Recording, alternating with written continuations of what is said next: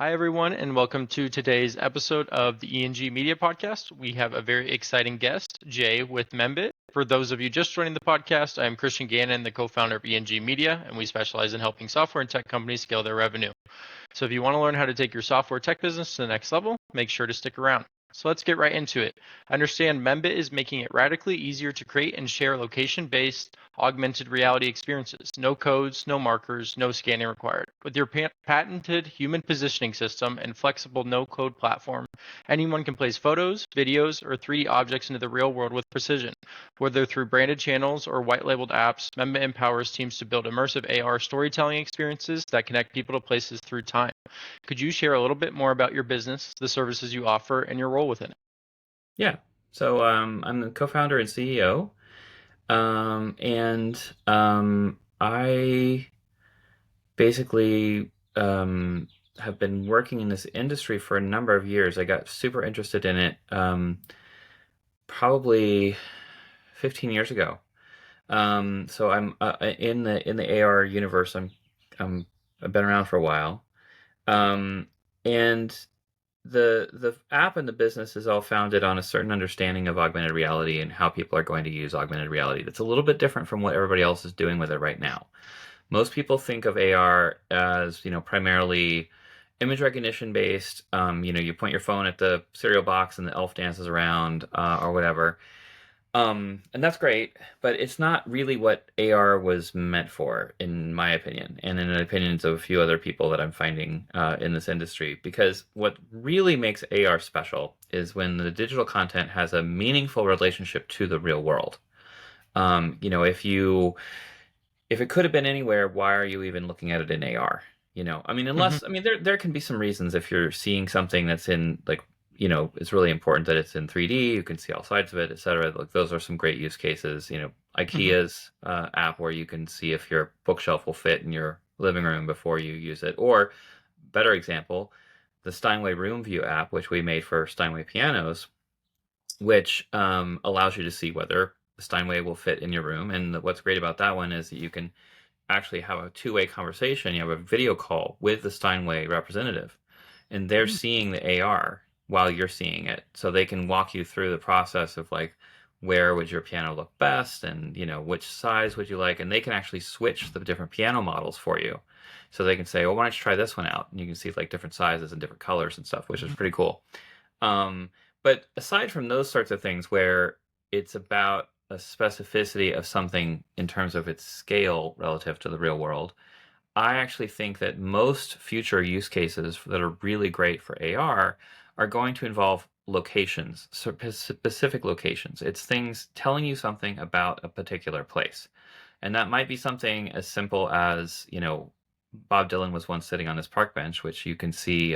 There's a great example on YouTube that you can find that's a photograph from a history tour that was made by the Village Preservation using our app, and it's in the Village Preservation channel, and you can see a photograph from 1965 of Bob Dylan sitting there on the park bench. That's really cool, especially if you're a Bob Dylan fan. I Mhm. was Of I was course. there, like I was showing it to some people, and some real Bob Dylan fans came up, and they were losing their minds, you know. And it was Right. like I had a similar experience when I was visiting the Fillmore, which is a music venue Mhm. in San Francisco, and there was a photograph on the wall of The Cure, and I was Mhm. like, "Where was this photo taken?" And the guy was like, "Oh, right over here in this stairwell." And now I didn't have the rights to the photo. I just did this for myself, just to Mhm. see it. But like I used Membit to take that photograph and put it in the spot where that photograph was taken, and it was so cool. It's like That's when awesome. the 17-year-old me that would have, like, there was no band in the world I wanted to see more than The Cure, and Mhm. like that, that they had been there and I was standing in the same place where they were. It's like it was really cool, and it was deeply meaningful to me because of that connection to the real world. Of I mean, the course. photograph was great. The photograph was really cool. Seeing the photograph and standing there looking at that stairwell, thinking they were sitting right there, like that was really amazing. And the thing is, like, I think people are just like that about places. I mean, places can 100%. we connect to places. That's like a really big part of being human. Mhm. And so where I see the difference between the way that most of other people are using AR is that that ability to create something meaningful um, is uh, is really sort of like that's when AR becomes more than just a gimmick. Like right Right. now, it's mostly a gimmick. When it becomes something that connects deeply to something that you care about, that's when it becomes something that's more meaningful, more powerful. And I want to mention, it could be something real, like the fact that like this band was once sitting in the stairwell. Hmm. It could be something fantastical. It could be something imaginary. I give a lot of talks in different places, and one of the talks I gave, I brought up a slide of 21B Baker Street, which is where Sherlock Holmes lived. Hmm. But of course, Sherlock Holmes never lived there because he didn't Right. exist. Right. But if you go to like, and that address didn't exist either. But then someone made it. Someone made a building, like changed the numbers of the building so that there would be a number 21B. That's awesome. And I might be getting the number wrong, but anyway, you get what I'm saying. And like, Hmm. if you went there now, right, who would you meet at that place? There's like a gift shop, and you could buy like Sherlock Holmes stuff. Hmm.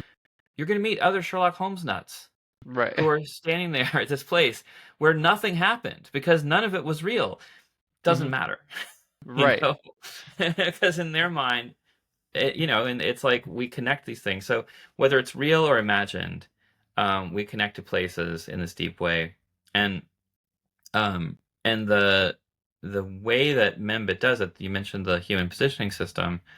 We have this other method of relocalization, and it's different and easier from all the other ones that are being used right now. And I just got back from AWE, the Augmented Reality World Expo, which is the largest Hmm. AR VR conference.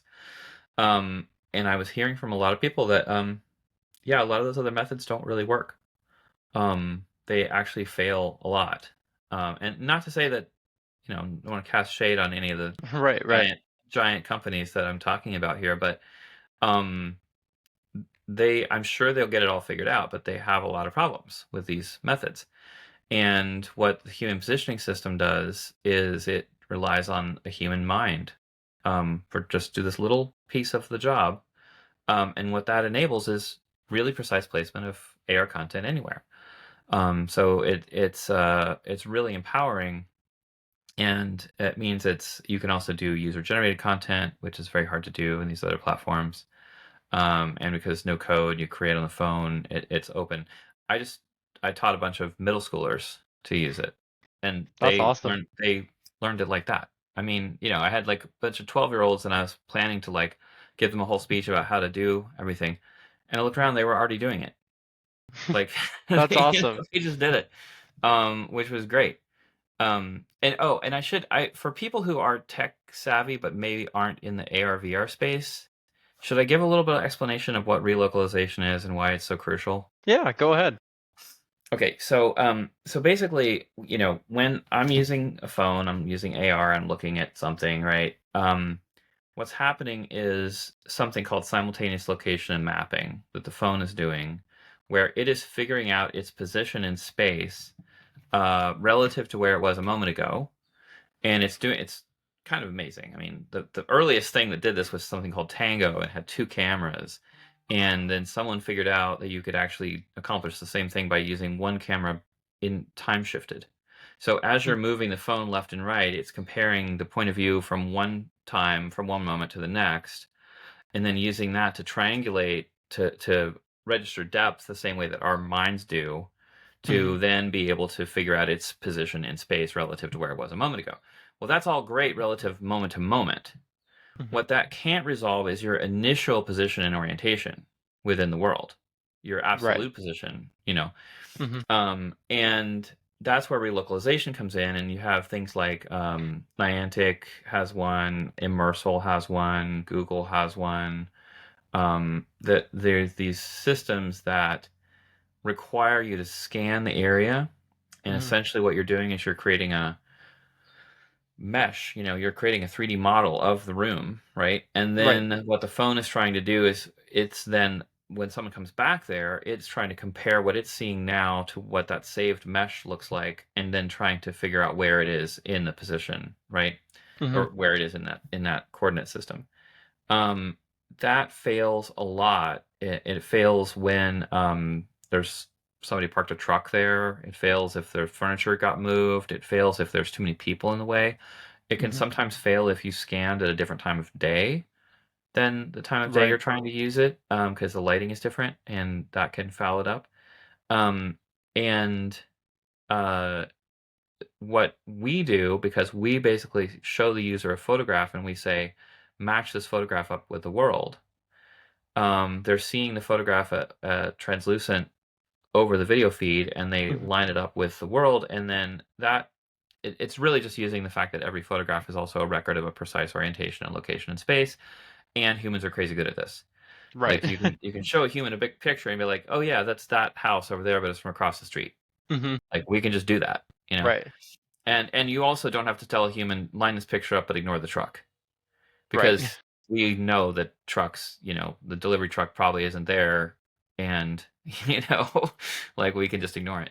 So because we have that human intelligence and we have that native ability to understand space and everything, which is Mhm. still better than what computers can do so far, um, it just uses that, and then that just opens up every possibility of all the things that you can do.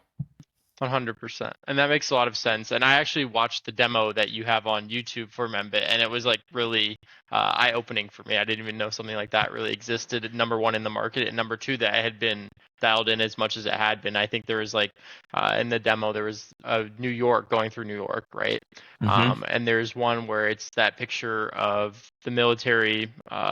The army man coming home with his Yep. wife, right? And that's Yep. like awesome to see. Like if I was walking through New York and I could pinpoint that and all of the other a myriad of different sites, that's like super awesome and tells a story as you're going through not only of 2025 but all the way back to the 30s and the 40s, right? Which Yeah. is insane to think about.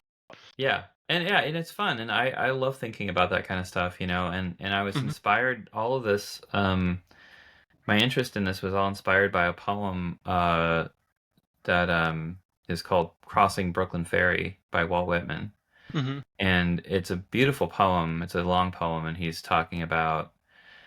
looking over the edge of the ship at his reflection in the water, and the reflection of himself and all the people on the ferry, and he's thinking about all the people who crossed the ferry before him and all the people who will cross the ferry after him, not realizing, of course, that that ferry would be replaced with the Brooklyn Bridge, which is why I use the Brooklyn Bridge as a one of the visual touchstones in the branding for Membit, and that's because That's that's where awesome. that was. It was in that spot.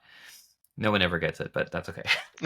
Oh, I now know. maybe they will. Now Maybe that they now will that know. maybe they're right. Now that they'll get it. But it's just a beautiful poem because he's writing about, essentially like our common humanity, and the fact that, we are, what he says is, I have the same hopes and dreams and fears and thoughts that you have, and I'm Hmm. talking to you across the ages in this poem. And just that just really struck me. I always loved that. Thought it was a beautiful idea. So it was one of the inspirations of Membit. That's Um, awesome. but I want to say, like, it's built to be a general purpose augmented reality creation tool. So some of the applications are things like tours, but also things like scavenger hunts, art exhibitions. You can put up an art exhibition anywhere and leave it there for people to find. Hmm.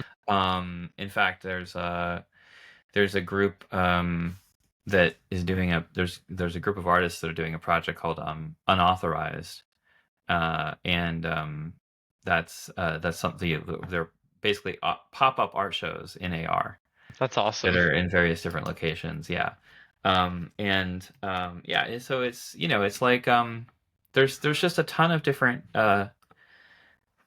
possible use cases for it. And in some ways, I may have made it a little too generalized, because it means that I've had it's not like it's just built for one vertical, so I don't have Hmm. like a really clear place like to go to for customers. I have a lot of Right. different possible use cases, um but that's just because that's the way my mind works in terms of like thinking about this and just thinking about all the different things you might want to do with it. So you Hmm. can add video, you can add sound, you can add as many 3D models as you want. there's obviously a limit. There's a limit in terms of bandwidth. There's no hard limit set by the app. Gotcha. Okay. But if you're going to stand there, if you make 20 giant models and somebody's going to be standing there for a really long time just watching something spin, like nobody Right. wants that. So, so it's more of a, it's trade-offs, right? 100%.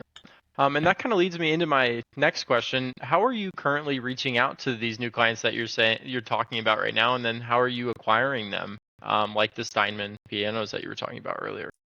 Well, the Steinway pianos was just a bit of luck. It was through somebody that I knew.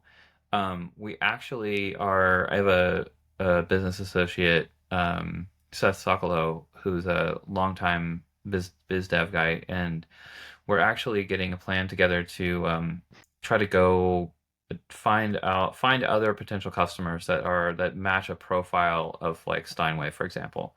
So, Steinway is selling a very expensive product. It's a high consideration purchase. So it's Hmm. something people are really thinking a lot about before they buy it. And this pianos can cost $80,000. It's Right. not, unless you're Elon Musk, or you probably can't just decide to buy one of those on a whim. Although I guess maybe he has a little less money now that he had. He still Right. has a lot more than you and me probably. Hmm. But uh, high consideration. It really, really matters what it looks like. It really 100%. matters like where it's going to be and where like imagining it in that location is a big part of what's going to make you drive your purchase decision. Hmm. And I do think there's a number of other businesses that are like that, that are selling extremely high-end goods, and where seeing what it's actually going to look like in your office, in your home, whatever, is going to be important. So that's one place that we're going to be looking. I also, uh, I publish stuff on LinkedIn. A lot of people contact me through that or through my other network of friends and friends of friends, and then going to things like Hmm. AWE and meeting people there. Of course. But yeah, I I have tried a number of um, go-to-market strategies, including my original plan was to work through agencies. Okay. And that was something that was based on my previous experience with websites, because my former company started off as a web design company. Okay. And then I turned it into AR and VR for education, and then sold it to the Glimpse Group. Gotcha. Um, but it started off with websites, and I was selling websites back to people when I had to explain to them what a website was and why they needed one. Um, and what I found over and over again was I would, talk to somebody at a party, hey, I need a website. Awesome, let's do it. Then they call me up, oh, my agency is going to do the website for me. And Mhm. I'm like, oh, okay. And then I get a call from an agency, hey, we just told someone we can make a website, but we don't know how. Can you be a subcontractor and make the Right. website Right. for us? And never actually the same exact people, but it's Mhm. like very much felt like that. Um, and I realized, for like with an agency, a marketing agency, advertising agency, they own that relationship, and that's their entire business model, is that relationship. So Mhm. my thought was, don't try to get in the middle of that relationship. Just go directly to the agency and say, hey, here's another thing you could sell your customers, and work through them. And what I've found is that results in a lot of really exciting and really interesting conversations. I demo I the bet. product for them, they love them, and they say, "Oh my God, I can think of 10 customers that could use this tomorrow." And then it's crickets. And what I've realized is that, they're not really in the business of selling or pushing new technologies to their customers. They're Mhm. mostly, as much, even when they kind of pretend that they are, they're mostly just kind of sitting back and waiting for a customer to come to them and say, "Oh, I need this," Right. and then they have a bunch of vendors. And if someone came to them and said, "Oh, I need place-based look, AR for my campaign," Mhm. I'm sure they'd call me. It's just not 100%. happening. And it's Right. not happening because this isn't what people think AR is for. Right. People don't think of AR as something that you go out into the world to experience. Um, and so that's a major shift that needs to happen in the market. And so one of the things that I'm actually planning for this summer, I'm going to create a creative and artistic experience in downtown San Jose. That's awesome. That's going to be just a fun, spectacular, crazy thing that you can go do, Hmm. and just try to publicize that. And just going back to my roots as an artist, I mean, I originally was a painter, have a master's degree in painting, and That's basically awesome. create something amazing and spectacular that people will want to see, and hopefully get that attention, which hopefully will then drive some businesses to be like, oh, I could be doing something like that. I could be sponsoring something like that. I could be, using this to sell my goods and services, and then contact our agencies, and then, you know, Right. Right. yeah, hopefully. That But makes a lot of sense. the biggest thing, I'm just still way early in this Right. market. 100%. And that kind of leads me into my next question, which is you said that you went to AWE, correct? Hmm. And what kind of trends are you seeing in what were talked about in maybe the XR space or even more specifically the AR space? So, I mean, a big one is just that thing I was mentioning about relocalization is still a problem. Okay. A lot of people who haven't tried it just think like, oh yeah, that's solved. It's like, no, it isn't actually. Um, I saw a lot of talk about the new Snap glasses. Everybody was trying them. Hmm. They look amazing. Their field of view is still a little too small. Um, but that's okay. I could totally see them being like a generation or two away from being the glasses that will finally become something that millions of people put on their face. That's awesome. Which we've never had. We've Right, had like right. we have a few things that maybe 100,000 people or a couple 100,000 people put on their face, but we don't have the thing that just like a million people are doing, Hmm. or even or it's going to be hundreds of millions. And that, I think that everybody's very excited about that. Everybody's very excited that it's coming, and we're also, at least those of us who are old timers, we're also very like, it feels like this is finally it, but it really felt like it was finally it 5 years ago, 10 years ago. We keep thinking that this is going to be the thing that breaks through, and it keeps not happening. Right. So there was a lot of talk like that. I mean, like everywhere, AI was a huge topic of discussion. I saw some really interesting AI stuff. Um, and I think there's a real possibility of sort of AI. It's not AI generated storytelling, it's AI assisted storytelling, Okay. where you have an AI that can basically uh, prompt you, ask you questions, get you talking about a story, and kind Hmm. of do what a good, podcast host or a good, interview writer, would do, where it's pulling out the important details, and then obviously editing, right? So it's like Right. taking whatever the person said and editing it down to just the best nuggets, while preserving the character of the person talking, and what they were trying to say. I think that that's something that AI can do, or if it can't do it quite yet, it will be able to soon. And I think that that meshes with AR a lot. And some people are starting to describe AR as the interface through which we will use AI. Hmm. Um, I would enlarge it to say that AR is going to be how we use computers, full stop. Like all computers, everything. Like in 10 years, we won't even talk about AR. It'll Hmm. just be like, we won't say, oh, I'm going to do XYZ computer thing in AR, because it's like, how else would you do it? It Just just like, would be yeah. assumed. It's like there were actually spreadsheets before Excel. There were paper spreadsheets that people Right. made and used, right? Hmm. That was a thing. Uh, if you say you're using a spreadsheet now, no one thinks you're using a paper spreadsheet. you Right, know, right. and it's going to be like that with AR. Screens are going to go away, keyboards are going to go away. We're going to have glasses that are like this form factor. We'll be able to see whatever we want around us whenever we want to. We'll be able to share with each other seamlessly. We'll be able to wiggle our fingers in the air to type. It'll just be, that's just how we're going to use computers. And VR, I mean, I'm much more on the AR side than VR. I've done a lot of VR stuff, and I've done a lot of VR Hmm. products too. When I was at the Glimpse Group, I did a whole bunch of educational VR products. But the people don't want to be like completely closed off from the world, Right. generally speaking. I think we all evolved from creatures that didn't go around like this because they all got eaten. Right. and, and so so we're going to be using, VR might be something you do after work, maybe replaces watching a movie or playing a video game or something. Hmm. We're going to be using AR all day, every day for everything. And then when that ubiquity comes, we are going to want AI, and we're going to want AI to filter what we're seeing. And this is another really strong, like, kind of basically assumption about how people are going to use AR that is built into the Membit product. The Membit is based on channels, and you have these discrete channels. So I can go into a particular channel. I'm only going to see that content from that source. I'm Hmm. not going to see anything else. And then it can be like, oh, okay, I'm done with my history tour. Now I want to, find out about the trees of this region or something. Now I'm going Hmm. to go see that.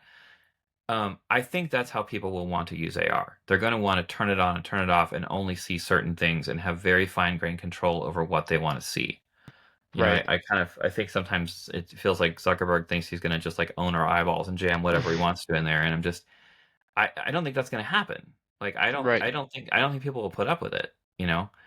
I don't Now think our somebody brains challenged can me, do that either, right? Like if we're huh? on information, like our brain can't probably handle that at some level of information overload all the time in every space that we're Totally. in, I right? mean, So, nobody wants to live in Times Square. right. I mean, people go visit Times Square, and it's fun Hmm. to go visit Times Square. You do not want to live there, you know? Right. It's too much. And it's in when it's in AR, it feels like that. It doesn't feel like a banner ad on the side of your browser. It feels Hmm. like you're in Times Square and shit is jumping into your eyeballs. And it's just way too much. And so Hmm. I don't think people are going to put up with that. Somebody challenged me at AWE. They were like, will they put up with it for free glasses? And I was like, maybe, and that's going to really suck, because then it's going to be like those of us that can afford to pay for the glasses will be walking around in a world that's curated and lovely for us. Hmm. And the people who are using the ad-supported glasses are going to be living in some kind of hellscape with Times Square all the Right. time. Hmm. Ugh. Which leads me to another thing. I just want to put a shout out to the XR Guild, which is an Hmm. organization I was at AWE to do an activation with them. And the XR Guild is just about ethics in the XR field. So anybody that's interested, I won't go into a whole spiel, but anybody that's interested, it's an organization, it's a membership organization, anyone can join, and it's just professionals in the XR field who are trying to push the industry in the direction of better ethics. That's really what it's about. That's Um, awesome. yeah, and we think it's important because we feel like, okay, the whole tech world the ethical considerations were kind of at the bottom of the list for a lot of its creation.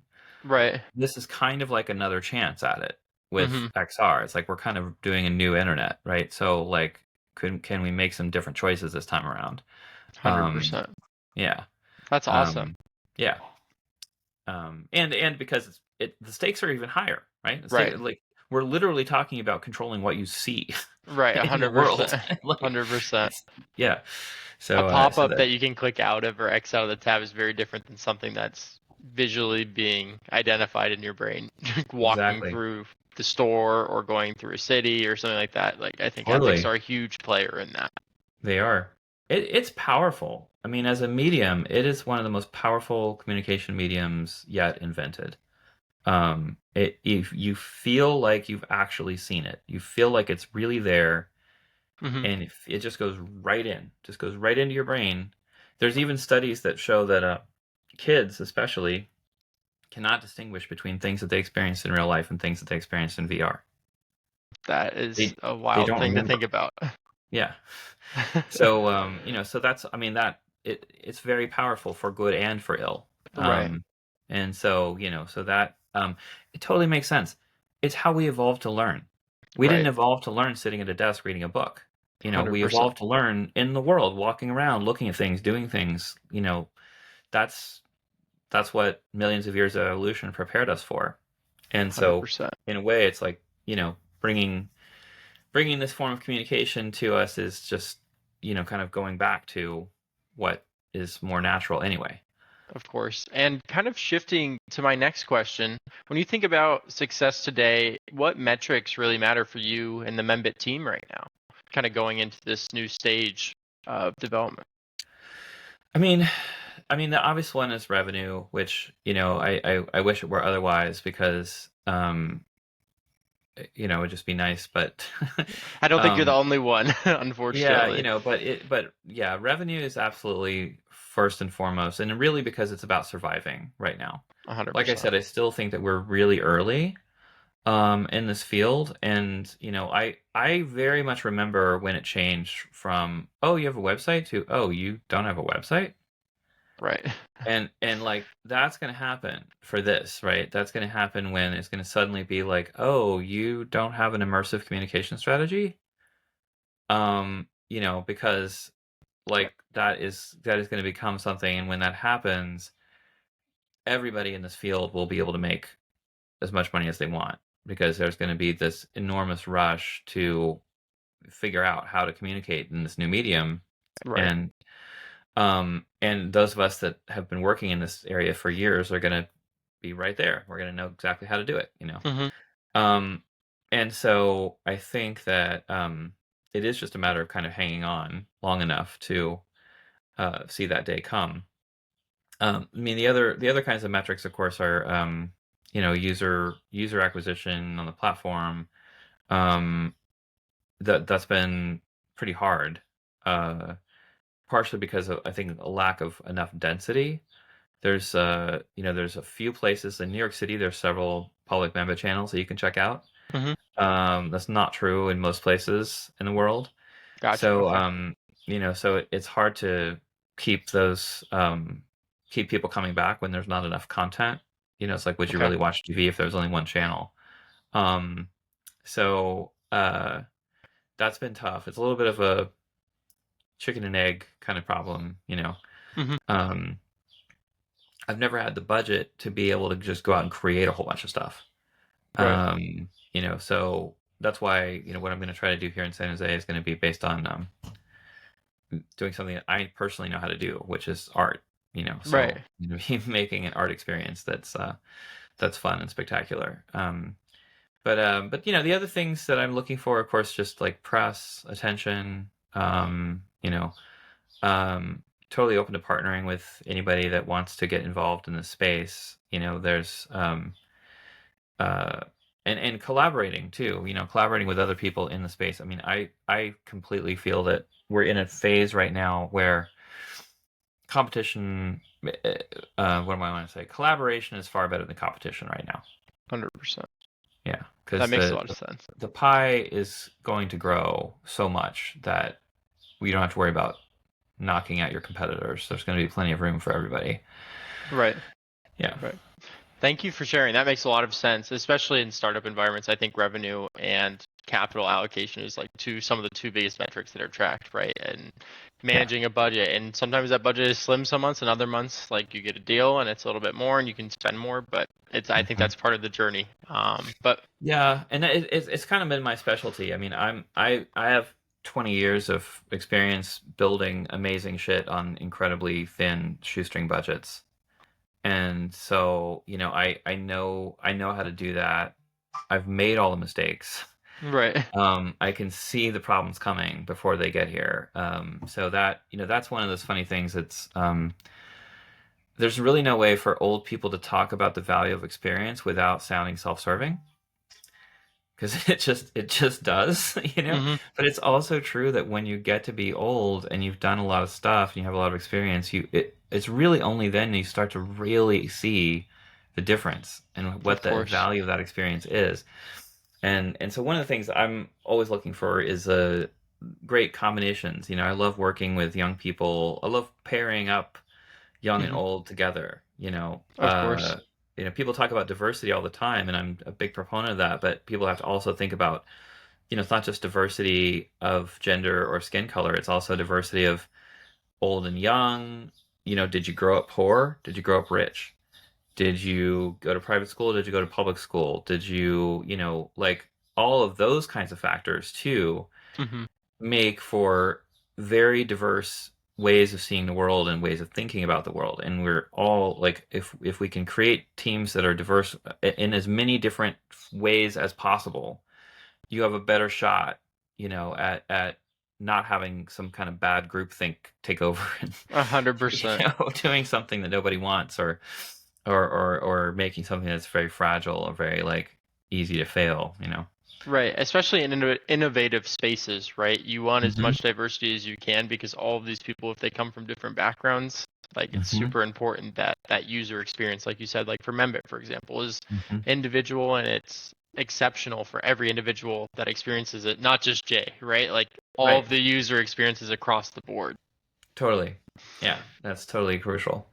100%. And that kind of leads me to my last question. Hypothetically, if you had a magic wand and could solve just one problem within the business, what would that be?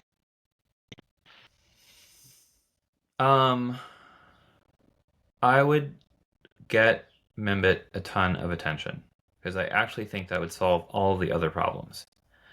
I think if I could, um, do one project that had a sustained attention on it, like a number of users, a large number of users using it, talking about it, retweeting it, Right. posting Instagram images of it, and that was continuously happening. I think that would solve all the other problems because I think that that would, well, first of all, that would be a source of potential revenue because either the Right. experience can be a paid for experience or it can be a sponsored experience. But also, I think it would get me other customers because I think it's a brand new medium, you know. 100%. It's almost like I've, built a printing press and nobody's read a novel before or understands what that is. Hmm. And like I need the first romance novel to come out, Right. or 100%. the first murder mystery or something, and get everybody excited about like, oh, this is what we do with this thing. Of Um, course. yeah, and I think that that's yet to be done. I mean, the even Pokemon Go, which is the biggest whale in the ocean, right, in terms of Hmm. AR experience, people don't use the AR anymore. Right. Nobody uses the AR component of it. And I think that's because it doesn't have a meaningful relationship to the gameplay. Right. If I was looking at a Pokemon and it was living under an oak tree, and I knew that because it was living under an oak tree, it must like acorns. So like I'm gonna capture it if I feed it acorns or something. Mm-hmm. Then there'd be a reason to use AR because you'd be seeing it in Right. relationship to the real world. They didn't do that, which I feel like a huge miss. And they, I think that that's the only hit that has really happened in AR so far. Right. And And it whenever you talk wasn't about AR through with AR. any normal people, they're like, "Oh, like Pokemon Go." That's the only reference they have in their head. Hmm. So if I was going to wave a magic wand, it'd be that. Change that so that there was something in the public consciousness that had actually broken through that was meaningful in that way. I think that's a great answer. And I think a lot of tech founders, especially in the AR and XR space, feel very similar Mhm. about adoption rates too. But if people want to connect with you, Jay, or learn more about what Membit is doing, where could they go and how could they connect? So membit.co is the website, not com, co, membit.co. And then look me up on LinkedIn because I'm most active on LinkedIn. And so I there may be another Jay Van Buren on LinkedIn, but there's not many. Definitely, Perfect. if you search Jay Van Buren, and well, actually, we could probably put my link to my LinkedIn in I'll the put it in the show notes, right? description for them, so it'll Yeah, be easy. But yeah. yeah, so I'll leave the links to the Membit website as well as Jay's LinkedIn in the description. But I highly recommend you check out the website along with the demo on YouTube. I think that was super insightful to me. So someone kind of outside the XR space and doesn't have a ton of experience in it, just understanding exactly the meaningfulness of Membit and the platform. But other than that, thank you again, Jay, for your time and insights today, and we'll see you guys on the next podcast.